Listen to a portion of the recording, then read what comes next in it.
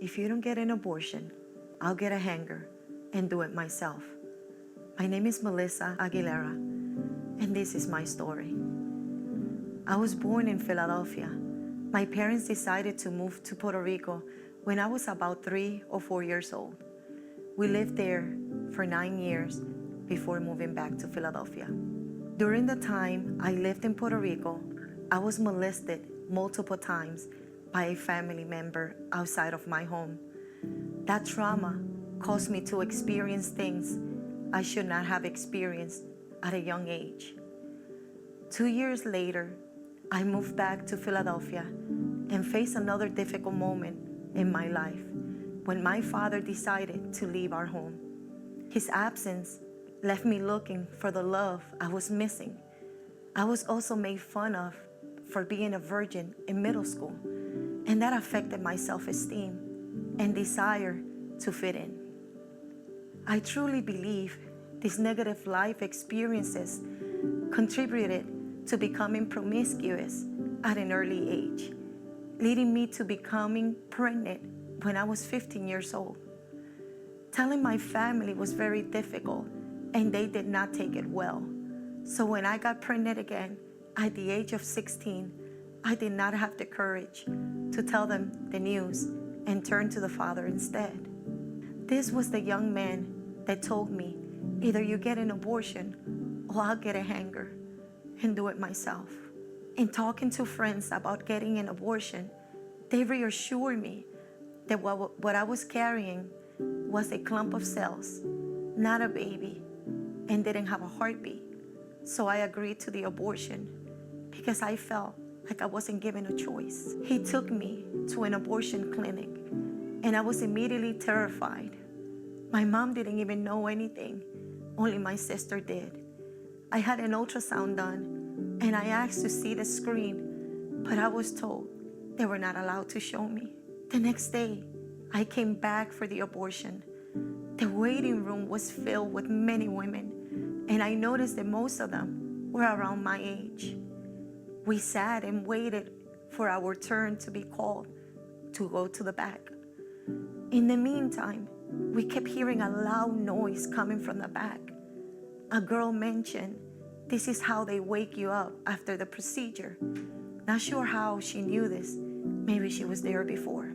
They took me into a bright and cold room and put me to sleep. All I remember is waking up in another room recovering. The pain was so strong. The young man took me back home, left me there, and I never heard from him again. I had to lay down because the pain was intense and made it difficult to stand. I want to clarify that I was only 16 years old and had an abortion without the consent of my parents. I couldn't vote, drink, or get a tattoo without one of my parents' signatures, but I was able to get an abortion. By the age of 20, I had another daughter and another abortion, so I was a single mom of 2 and have had 2 abortions. I never felt like I did anything wrong, since again, I was told it was a clump of cells. It was when I went to college that I researched abortion for an assignment and found out what I did. And I never felt more ashamed in my life. What my eyes saw on the computer screen made me drop to my knees. I saw a trash can full of babies. Babies ripped in pieces and put back together again to make sure that no pieces were left inside the mother. I saw a video called The Silent Scream. A doctor performed a suction abortion and an ultrasound at the same time on a first trimester pregnancy woman.